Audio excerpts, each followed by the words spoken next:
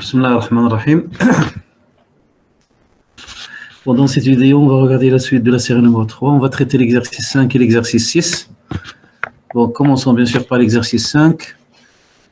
Soit epsilon strictement positif, construire un ouvert V de R partout dense dans R tel que lambda de V strictement inférieur à epsilon. Où lambda, bien sûr, désigne la mesure de Lebesgue sur R.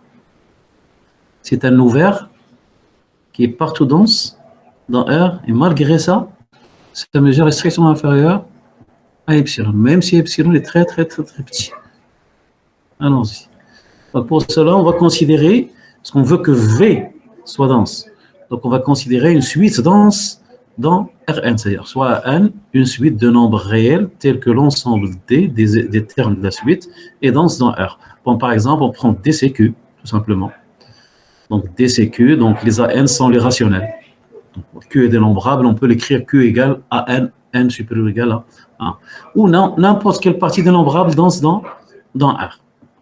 Ok, soit epsilon strictement positif fixe, et soit l'ensemble V, on veut que V soit un ouvert, dense, et de mesure inférieure à epsilon.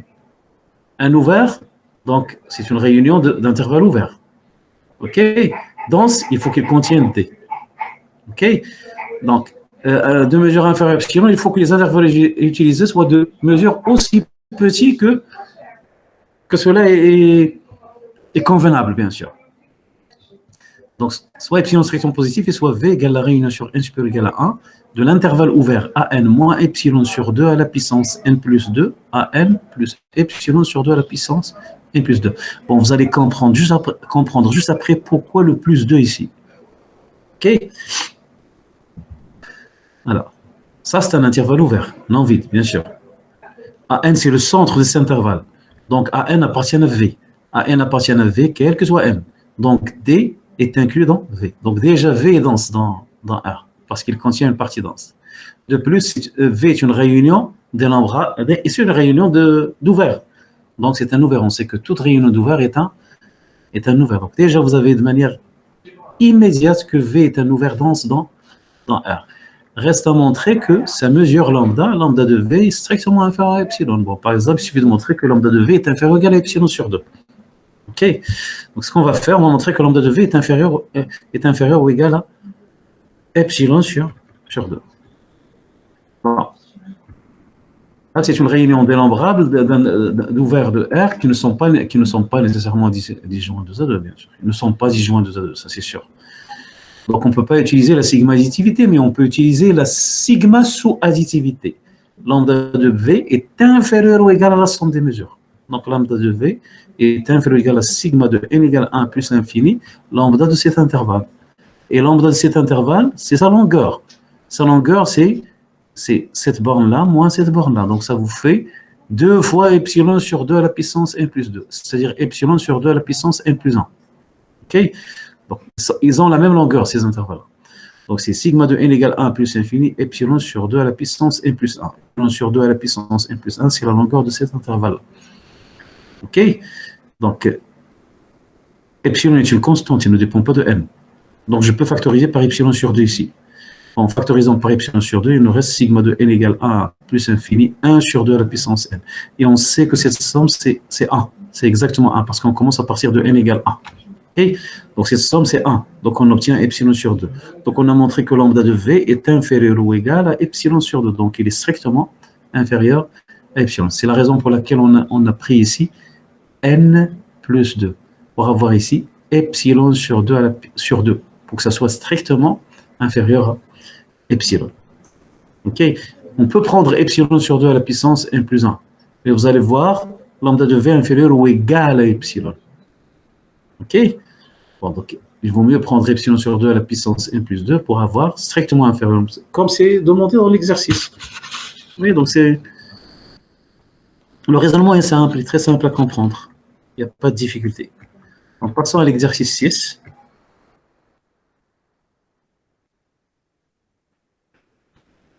L'exercice 6 est un exercice très important. Il comprend pas mal de raisonnements très utiles. Ok. Donc, soit lambda, la mesure de Lebesgue sur BR chapeau. Bon, bien sûr, lambda, c'est la mesure complétée de la mesure de Borel. La mesure de Borel qu'on a notée dans le cours M. OK? Donc, lambda, si vous voulez, c'est M chapeau, où M est la mesure de Borel sur BR. BR chapeau, c'est la complétée de l'attribut BR par rapport à la mesure de Borel, M. Donc, soit lambda, la mesure de Lebesgue sur BR chapeau, et soit une autre mesure positive quelconque définie sur BR chapeau. Donc, la mesure de Lebesgue, lambda, et la mesure mu sont définies sur la même tribu BR chapeau, qui est la complétée de BR par rapport à la mesure de Borel, M. Donc, première question, A. On suppose que mu est invariante par translation et que mu de 0,1 est inférieur, est fini. Le but, c'est de montrer que mu est proportionnel à lambda. Toute mesure sur BR chapeau qui est invariante par translation, telle que mu de 0,1 est fini, ça veut dire tout simplement qu'il est fini sur les compacts. Okay? Donc, invariante par translation et mu de 0,1 est fini, il est nécessairement de la forme alpha lambda. Il est proportionnel à lambda. Donc, cette propriété d'invariance par translation, c'est une propriété spécifique pour la mesure de Lebesgue, spécifique à la mesure de Lebesgue. Bon, bien sûr, plus cette condition. Il faut que la mesure, parce qu'il existe deux mesures qui ne sont pas proportionnelles à lambda et qui sont invariantes par translation. OK? Donc, premièrement, montrer que mu de 0x égale alpha x, quel que soit x appartient à R+. Où alpha, c'est mu de 0,1. OK? Alpha, c'est mu de 0,1. On calculera d'abord mu de 0,1 sur n, ouvert du côté de 0, fermé du côté 1 sur n. Pour tout n appartient à une étoile. C'est ce qu'on va faire.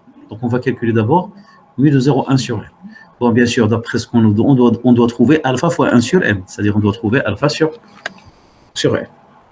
OK? Allons-y. Donc, soit alpha égale mu de 0,1, qui est fini, bien sûr, par hypothèse, parce que 0,1, le singleton 0,1, pardon, l'intervalle semi-ouvert 0,1, il est contenu dans l'intervalle fermé borné 0,1. Donc, comme mu est monotone, donc mu de cet intervalle est plus petite que mu de segment 0,1, donc c'est fini. Donc, alpha, il est supérieur ou égal à 0, et il est fini, bien sûr. Et soit n appartient à n étoile. Donc, on va calculer mu de 0,1 sur n. Bon, là, il suffit de remarquer que cette famille, la famille des intervalles, c'est une famille finie, bien sûr, des intervalles de la forme k sur n, k plus 1 sur n, k variant de 0 à n moins 1 est une partition de 0 à. C'est une partition mesurable. Parce que les intervalles sont des boréliens, donc sont des mesurables. Donc, il appartient à BR, donc il appartient à BR chapeau, c'est clair. Donc, regardez, pour k égale 0, vous avez 0, 1 sur n. Et après, vous avez 1 sur n, 2 sur n, 2 sur n, 3 sur n. Jusqu'à k égale moins 1. Pour k égale moins 1, vous avez n moins 1 sur n, n sur n, 1. Donc, il est clair que c'est une partition mesurable de 0,1. Donc, on a alpha égale mu de 0,1, bon, puisque c'est une partition de 0,1. Donc, mu de 0,1, c'est mu de la réunion de ces intervalles. Donc, c'est la somme, puisque c'est une partition mesurable. Donc, c'est la somme de k et son mesurable, et il forme une partition de cet intervalle. Donc, mu de 0,1, c'est sigma de k égale 1 à n moins 1, mu de k sur n, k plus 1 sur n. Parce qu'ils sont disjoints 2 à 2, ils sont mesurables disjoints 2 à 2, et mu est additif, bien sûr. OK? Mu, c'est une mesure positive, donc il est additif. Or, mu est invariante par translation. Et cet intervalle, regardez ça, ce que j'ai écrit en bleu ici. L'intervalle k sur n, k plus 1 sur n. C'est le translaté de 0,1 sur n par le réel k sur n. Okay? K sur n, k plus 1 sur n, c'est l'intervalle 0,1 sur n plus le réel k sur n. C'est l'ensemble des x appartenant à 0,1 sur n plus le réel k sur n. Donc cet intervalle-là, c'est le translaté de 0,1 sur n. Donc la mesure de cet intervalle, c'est la mesure de 0,1 sur n. Parce que mu est invariante par translation. Donc là, vous avez mu de 0,1 sur n partout. Ça veut dire que c'est une somme de k égale 0 à n moins 1 de quelque chose de constant. Hein? Parce que n est fixé. Okay? Donc vous obtenez sigma de k égale 0 à n moins 1, mu de 0,1 sur n, qui est une constante. Donc c'est la somme d'une constante c, si vous l'appelez c par exemple, n fois, parce que c'est de k égale 0 à n moins 1. Donc n, c'est n fois cette constante. Donc c'est n fois mu de 0,1 sur n. Donc on a alpha hein, égale n fois mu de 0,1 sur n. On en déduit que mu de 0,1 sur n égale alpha sur n. C'est ce qu'on cherche exactement. Et d'où mu de 0,1 sur n égale alpha sur n, quel que soit n appartenant à n étoile. Donc, on a déjà établi ceci pour x égale 1 sur n. C'est ce qu'on vous demande ici. Ce qu'on vous donne comme indication, si vous voulez. On a calculé mu de 0,1 sur n et on a montré que c'est alpha sur n. Donc, cette relation, elle est déjà vérifiée pour x égale 1 sur n. OK? Puis après, ce qu'on l'a établi pour 1 sur n, on va l'établir pour un rationnel. Puis pour un réel, par densité.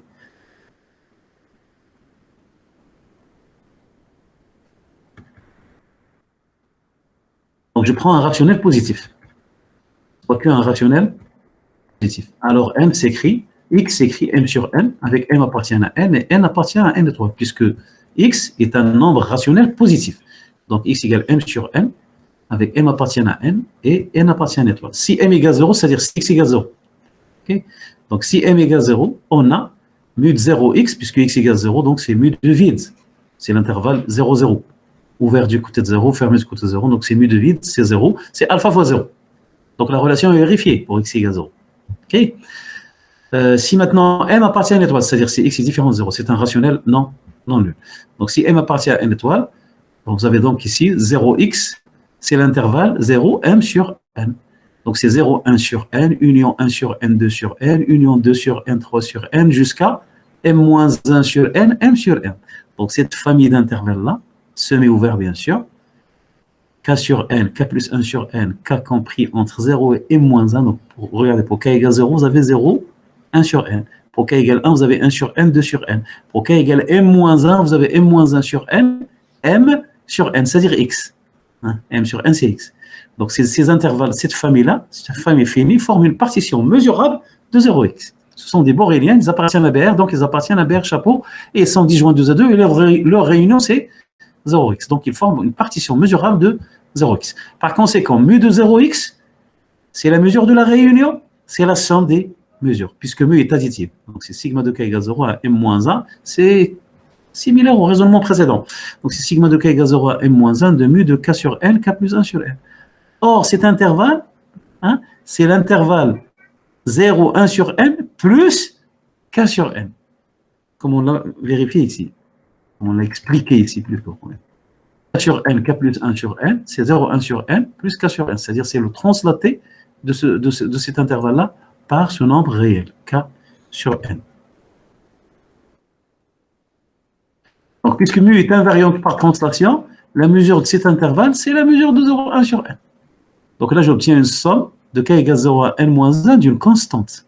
Ça, c'est une constante parce que n est fixe. Okay? Car mu est invariante par translation. Donc, c'est m multiplié par cette constante. Donc, c'est m mu de 0,1 sur n. Or, on a montré que mu de 0,1 sur n, c'est alpha sur n. Donc, c'est m fois alpha sur n. Donc, c'est alpha n sur n. Donc, c'est alpha fois x. Donc, la propriété est établie pour x appartient à q+. Bon, montrons maintenant qu'il est vrai pour x appartient à r+. Donc, on considère x appartenant à R+, hein, x appartient à R+, et on utilise la densité de Q dans R. Donc, x appartient à R+, donc il existe au moins une suite xn, une suite décroissante, que je peux même choisir décroissante, dans Q, hein, telle que xn converge vers x. Donc, xn est une suite de nombres rationnels qui décroît vers x. Alors, on a d'après le terme de continuité, vous avez, regardez, 0x, c'est l'intersection, cet intervalle 0x, c'est l'intersection lorsque n supérieur égal à 1, 0xn. Bon, c'est trivial parce que, regardez, x, la suite xn, elle décroît vers x. Donc, ça veut dire que xn est déjà plus grand que x. Donc, l'intervalle 0x est inclus dans 0xn, quel que soit n. Donc, l'intervalle 0x est inclus dans l'intersection.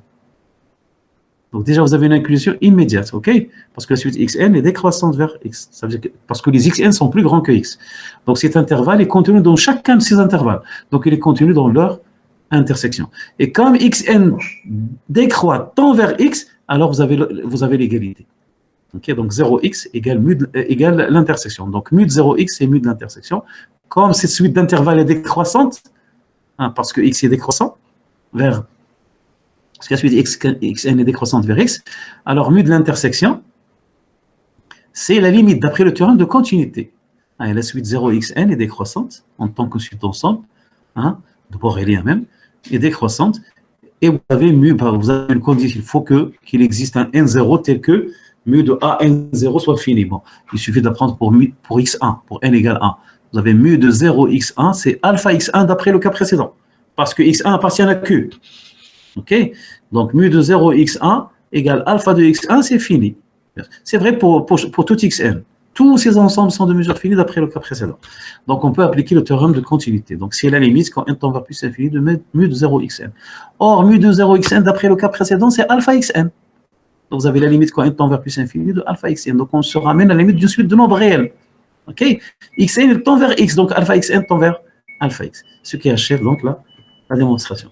Là, c'est parce que xn appartient à q, bien sûr. On utilise le cas précédent. Donc, on a montré que quel que soit x appartient à R plus, mu de 0x égale alpha x. Donc, termine la solution de la question I. Ce qu'on nous demande dans la question I. Voilà.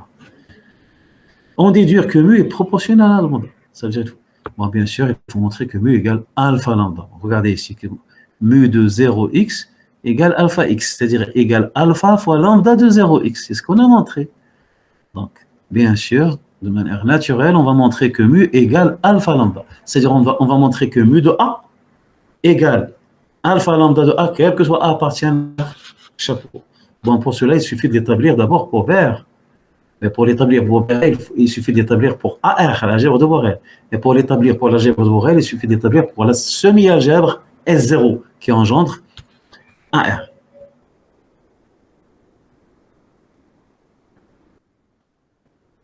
Donc, montrons que mu égale alpha lambda. Donc, alpha, ça sera bien sûr de manière évidente, ça sera la coefficient de proportionnalité. Donc, pour cela, il suffit de montrer que les deux mesures alpha et mu et alpha lambda coïncident sur AR, sur l'algèbre de Borel. On sait que AR, c'est l'ensemble des réunions sur I appartient à la grande I, JI, où I est un ensemble fini.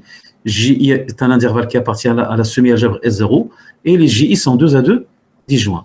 Bon, AR, il est engendré, c'est l'algèbre engendrée par la semi-algèbre S0, où S0 est la semi-algèbre sur R définie au chapitre 1 par S0, c'est l'ensemble des intervalles de la forme moins l'infini A, fermé du côté de A, les intervalles BC, bornés ici, semi-ouverts, et les intervalles D plus infini ouverts, bien sûr, avec A appartient à R et B inférieur ou égal à C. Donc, lorsque B égale C, vous avez le vide. Le vide, il appartient toujours à une semi-algèbre d'après la définition d'une semi-algèbre. Donc, on va montrer que les deux mesures, c'est-à-dire la mesure mu et la mesure alpha lambda, coïncident sur S0. Donc, elles coïncident sur AR. Donc, elles coïncident sur BR. Puis après, on montre qu'elles coïncident sur BR chapeau. C'est le raisonnement classique. Utilise bien sûr le théorème de Han caractère donné. Donc il suffit d'abord de montrer qu'elle coïncide sur S0. Donc on va montrer qu'elle coïncide sur les intervalles de ce type, les intervalles de ce type et les intervalles de ce type, c'est-à-dire sur tous les éléments de S0. Donc commençons par le cas borné, c'est-à-dire pour l'intervalle semi-ouvert BC. Mu de BC. BC, mu de BC. Puisque mu est invariante par translation, donc la mesure de BC, c'est la mesure de BC moins B, ce qui est invariante par translation. OK. Donc l'intervalle BC moins le nombre réel B, c'est l'intervalle 0, C moins B. OK. Donc, c'est de la forme 0x. C moins B, c'est positif, bien sûr, parce que B est plus petit que C. Donc, c'est de la forme 0x. Donc, d'après la question de I, c'est alpha fois x, c'est-à-dire alpha fois C moins B, d'après I.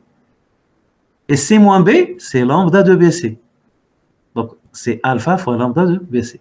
Donc, on a montré que mu de BC égale alpha fois lambda de BC, quel que soit l'intervalle BC appartenant à S0. OK. Bon, passons à l'intervalle moins l'infini A. Bon, moins l'infini A, c'est la réunion de ces intervalles. A moins N, A. Semi-ouvert, ils appartiennent à S, bien sûr. Ces intervalles appartiennent à S0, pardon. OK. Et c'est une suite croissante ici. Bien sûr. Il croît vers moins l'infini A. OK. Donc, d'après le terme de continuité, c'est la limite quand n tend vers plus infini de 1 moins n A. D'après le terme de continuité, c'est une suite croissante. Donc, la mesure de la réunion, c'est la limite.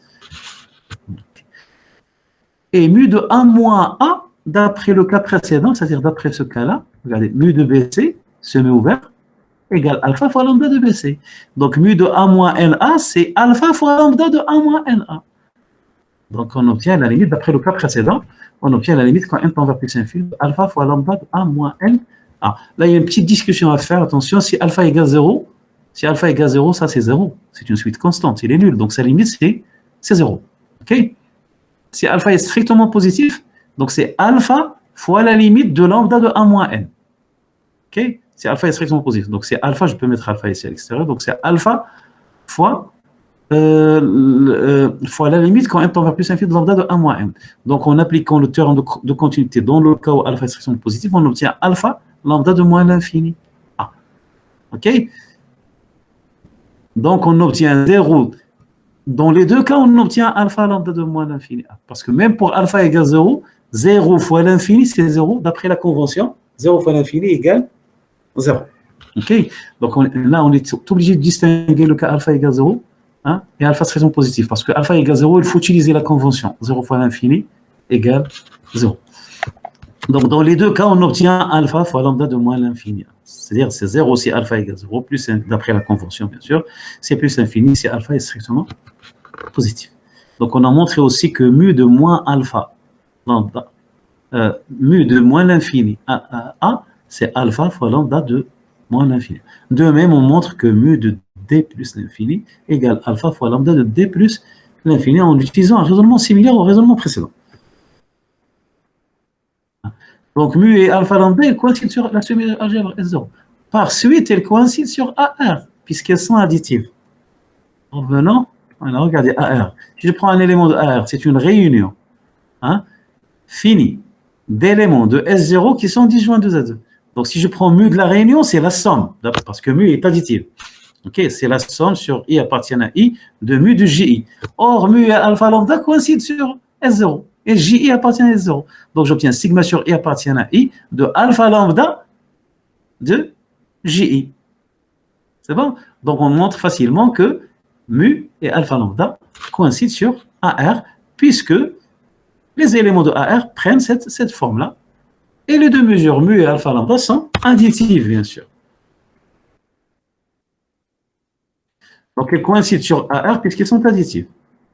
Comme elles sont sigma fini sur AR, toutes les deux, la mesure mu et la mesure alpha lambda sont sigma fini sur R. Pourquoi? Parce que R, c'est la réunion sur n supérieur moins nn.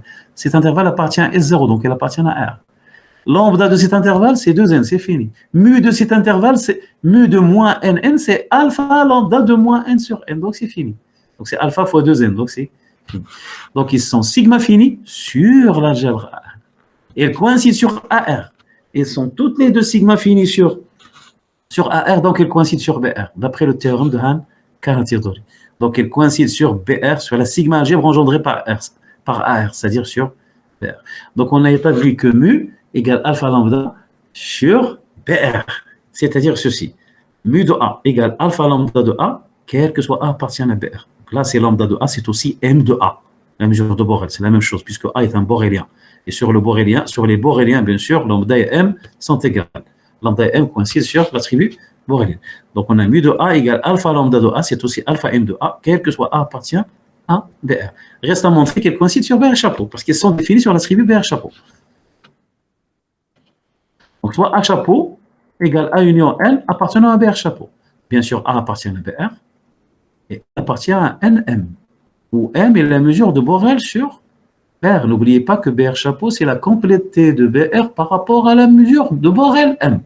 Donc N, il appartient à NM et non pas N mu, attention. N, il appartient à NM, où M est la mesure de Borel sur R. Bon, puisque N appartient à NM, donc il existe un B appartient à BR, tel que N est inclus dans B, et de B égale 0. M, c'est toujours la mesure de Borel. Okay? C'est un élément de NM, donc il est contenu dans un M négligeable. J'appelle B ici. C'est un borélien de mesure nulle qui contient N. Donc, alors on a d'après étoile, puisque B appartient à BR, vous avez mu de B égale alpha lambda de B.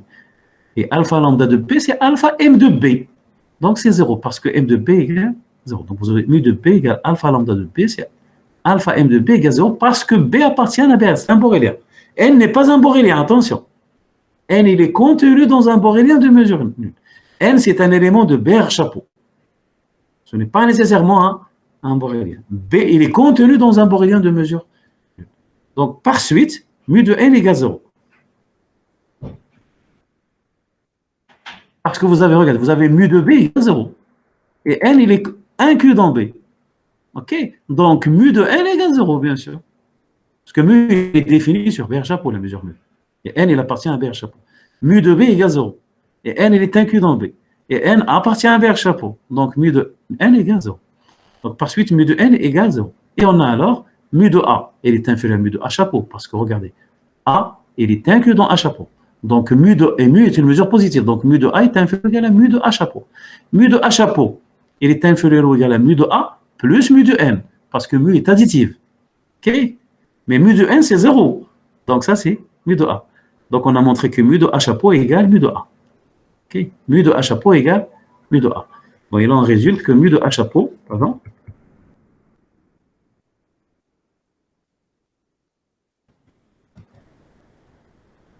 Qu'est-ce qu'il y a?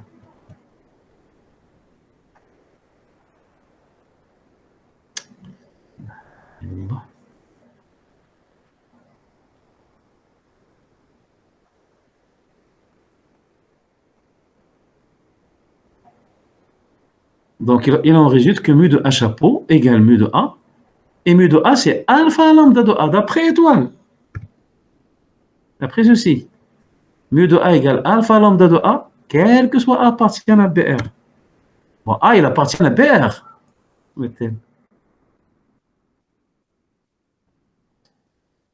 A, il appartient, oui, voilà. A, il appartient à un BR.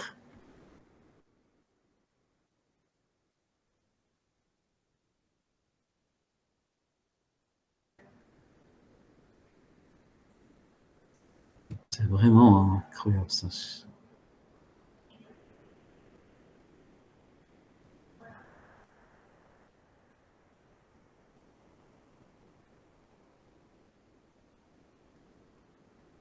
Alors, donc, mu de A chapeau égale mu de A, et mu de A égale alpha lambda de A, parce que A appartient à la BR, et on utilise l'étoile, bien sûr.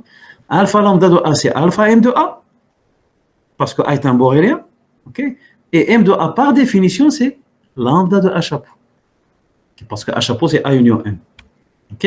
Donc, par définition de lambda, parce que lambda, c'est M chapeau. Hein?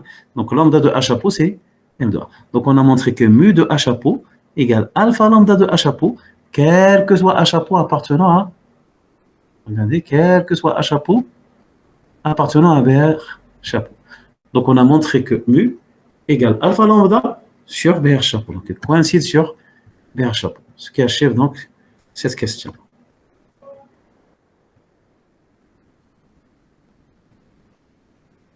Deuxième question, question B. Montrer que sans la condition mu de 0 à infini, ce résultat devient faux. C'est-à-dire si vous avez, parce que là, cette condition a joué un rôle important, bien sûr. Hein? Donc, si mu de 0 à 1 égale plus infini, ce résultat devient faux. On a plus, mu et alpha et lambda ne sont pas nécessairement proportionnels. Donc, il faut donner un contre-exemple.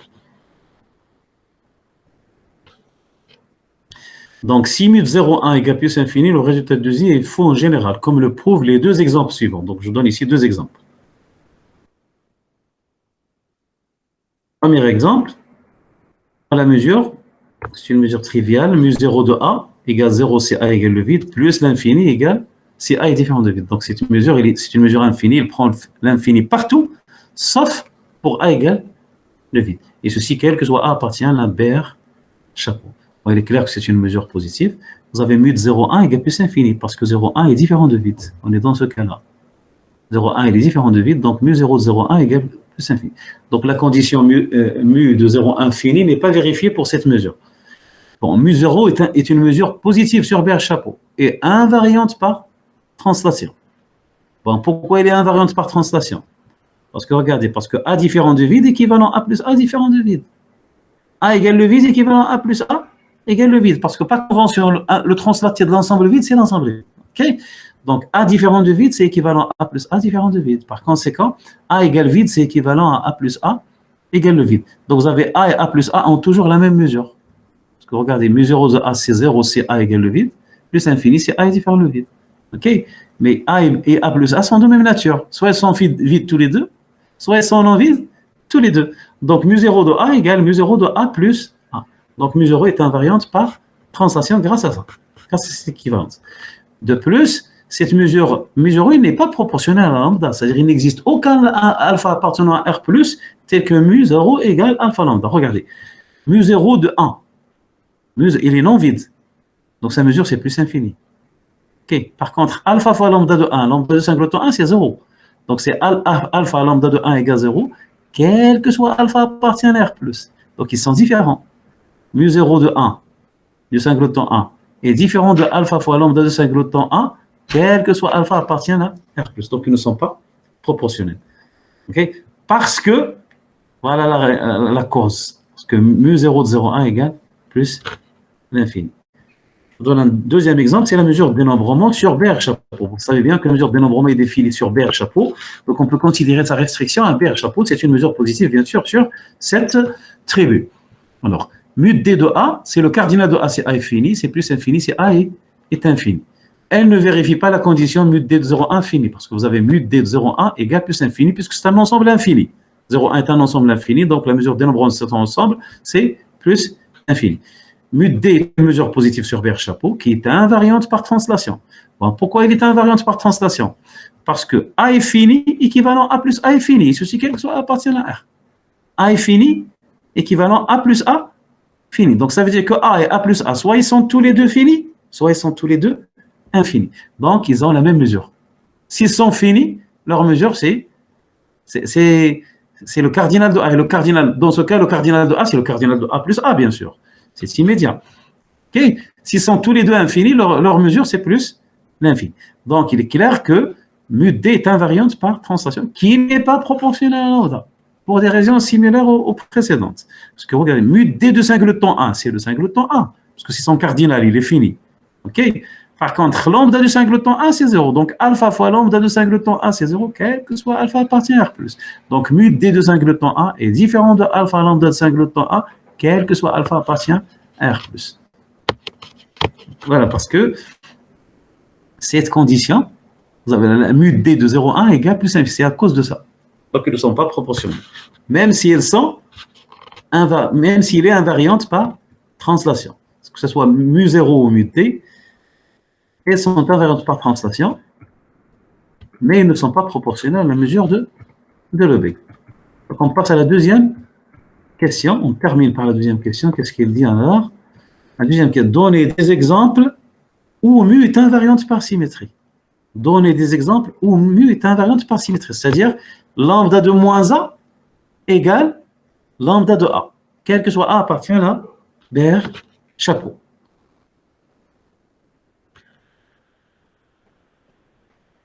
Donc la mesure de Lebesgue sur BR chapeau est invariante par symétrie, ça on le sait d'après le cours. Okay. La mesure de Lebesgue lambda sur BR chapeau, elle est invariante par symétrie, même sur BRN chapeau. Hein. La mesure M0 définie ci-dessus est invariante par symétrie. Regardez. Ah, voilà.